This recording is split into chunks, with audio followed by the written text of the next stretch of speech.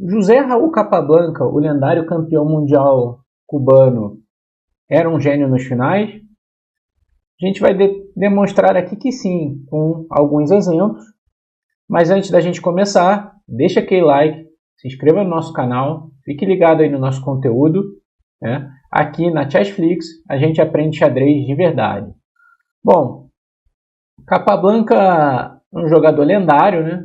Campeão mundial de 1921 até 1927, e uma marca registrada dele era justamente essa dos finais, né? A precisão do jogo dele nos finais, e é comparável a outros jogadores como Karpov e mais recentemente Magnus Carlsen, mas vamos a alguns exemplos que mostram essa grande habilidade do grande campeão cubano.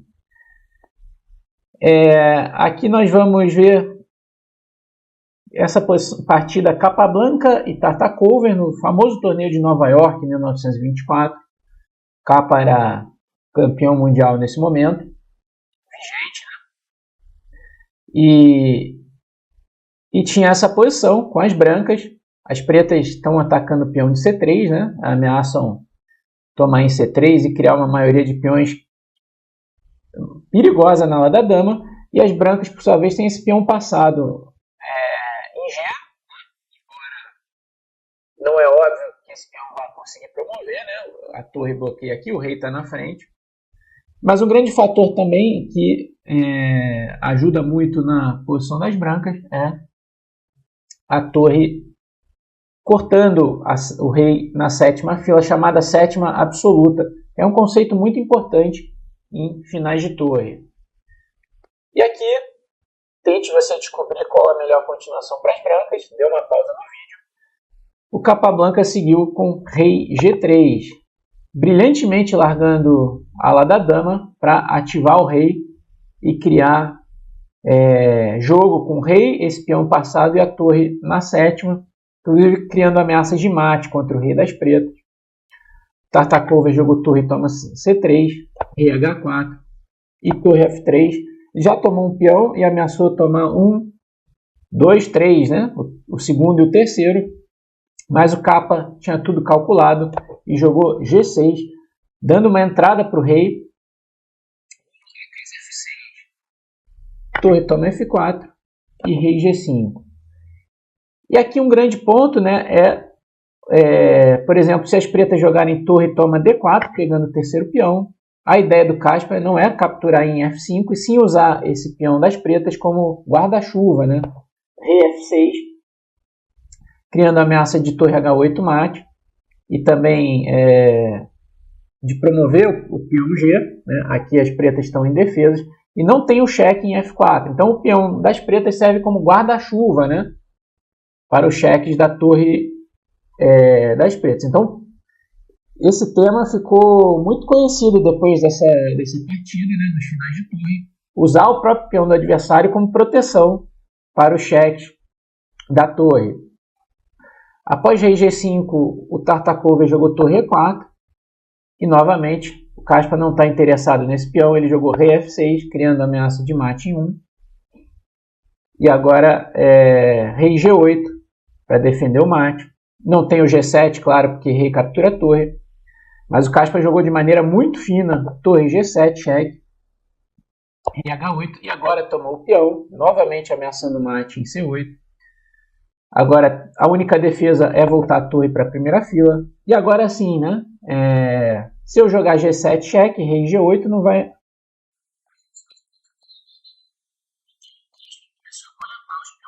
Rei toma F5. Nesse momento ele iguala o número de peões, né, e o material, porém continua com todas as vantagens da posição. Essa torre poderosa na sétima, esse peão passado e um rei ativo.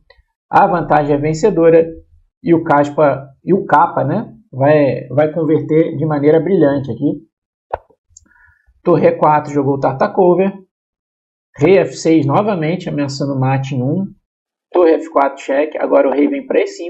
Não só defendendo o peão de D4, como atacando o peão de D5 e a torre G4. E o Kasparov não deixa o capa, né? Cismando com o Kasparov, mas é o Capablanca.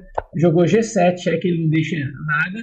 Se trocar Se tomar o peão, dá para trocar as torres, rei toma D5. Seguido de rei C6, o peão de D vai dar vitória para as brancas no final de rei peões. Tartakover jogou rei G8, torre toma 7, torre G1, rei toma D5, e agora são as brancas que têm 2 peões a mais.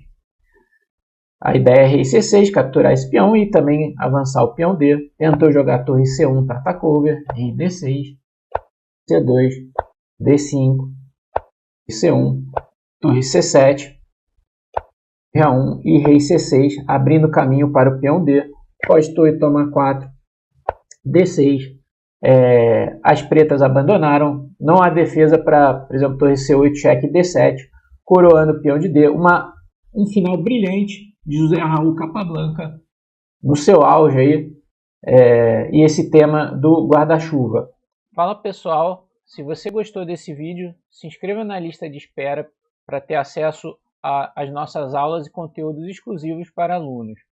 O link está aqui embaixo na descrição do nosso vídeo. E é claro, né, não se esqueça de se inscrever no canal da Chessflix e ativar o sininho para receber todas as notificações.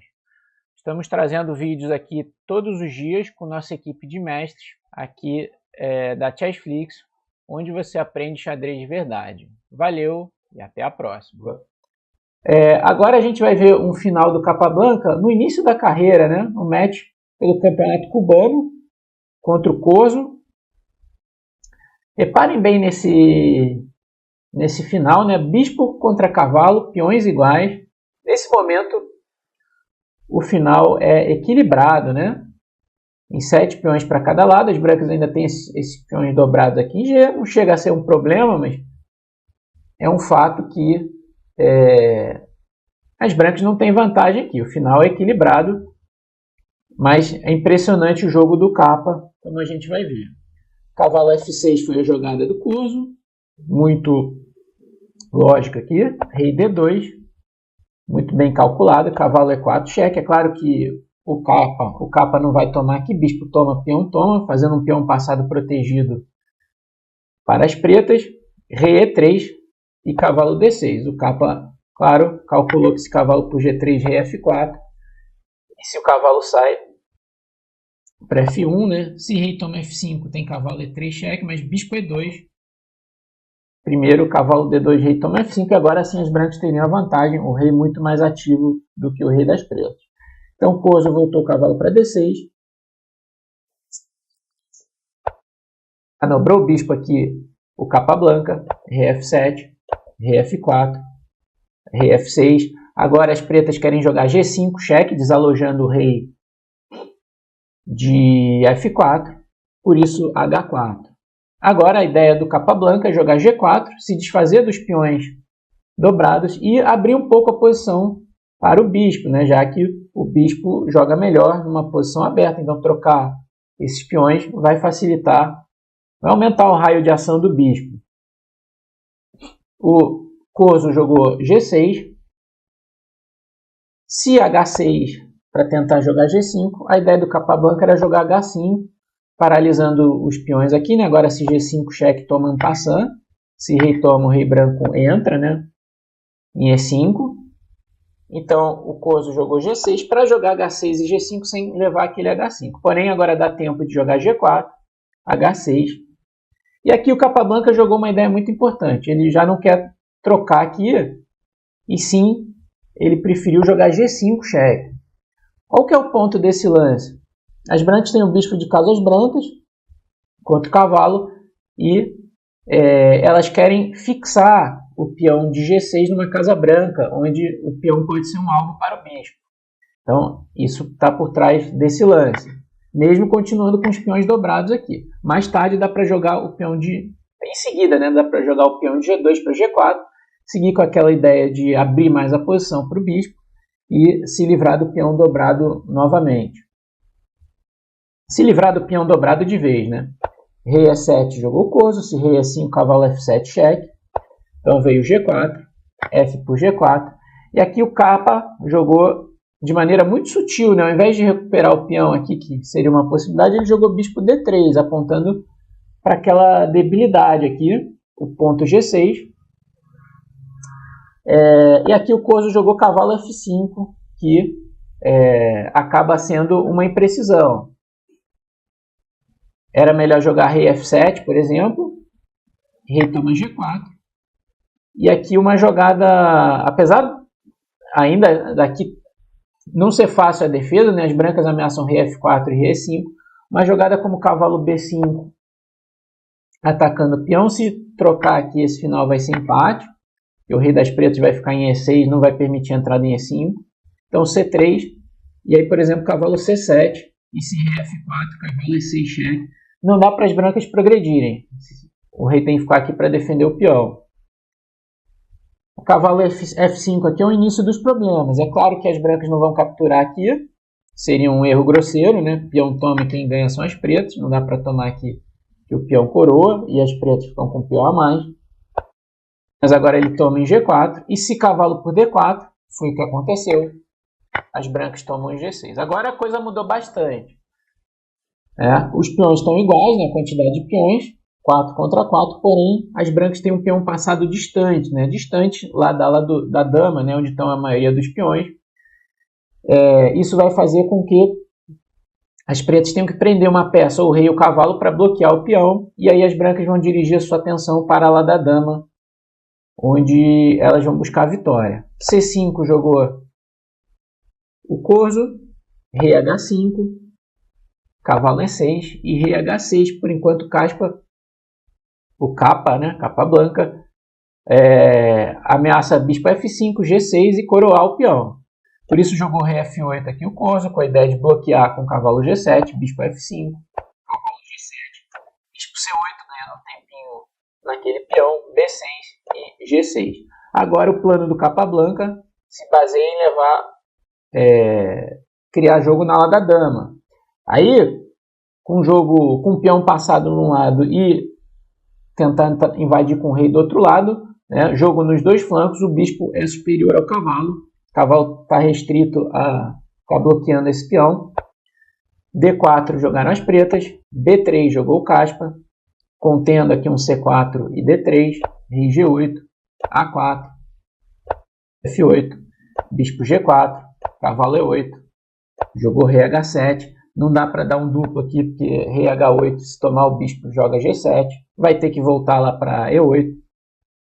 Então o cavalo das pretas veio para G7. E agora o capa vai para a ala da dama. Rei H6, cavalo E8, bispo E2, cavalo G7. Ele manobra com muita paciência. E finalmente dirige o rei àquele flanco. Cavalo G7, rei E5, cavalo H5, bispo E2. Cavalo G7 e rei D5, agora com a ameaça de uma invasão mortal. Rei C6, rei B7. E se rei D7 é que as brancas têm bispo B5 cheque. Se o rei vai para C7, agora volta, seguido de rei F6 ganhando. Se o rei vai para E7, rei C6 e rei B7 e as brancas ganham.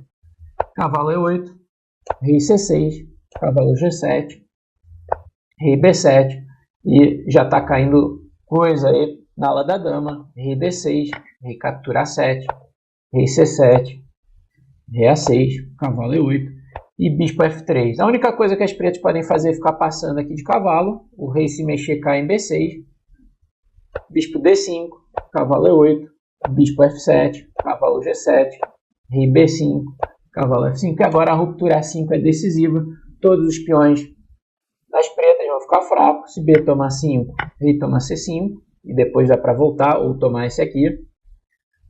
O Corso então jogou cavalo D6 cheque, rei A6. Se tomar o bispo, claro, está coroando o peão. B toma 5. Agora G7. E as brancas estão promovendo. As pretas abandonaram uma espetacular demonstração de jogo do bispo no final do grande José Raul Capablanca. De fato, um dos maiores finalistas da história do xadrez. Então, deixe seu like. Se inscreva no nosso canal, fique ligado aí no nosso conteúdo. Na nossa área exclusiva tem muito mais sobre Capablanca e outros campeões mundiais, né? E é isso. Aqui na Chessflix a gente aprende xadrez de verdade. Valeu e até a próxima.